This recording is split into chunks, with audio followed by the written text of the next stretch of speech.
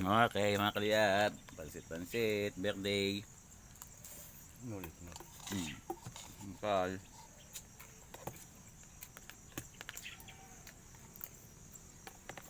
Ayan po. Ito nga pala, yung ano namin, oh. Ampalaya, pansit, yan.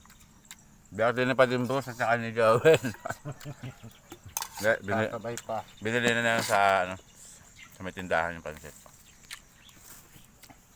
Kasi mamaya, ang lulutuin yung ulam ay yung ulo ng baboy. Nagpabili yung porkman namin sa Sabawan.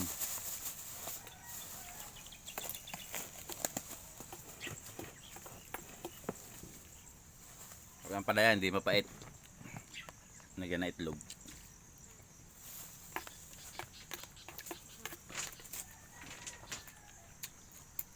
Mamaya mag-umpisa na kami magtayo ng bakal. Tayo na ng bakal mamaya.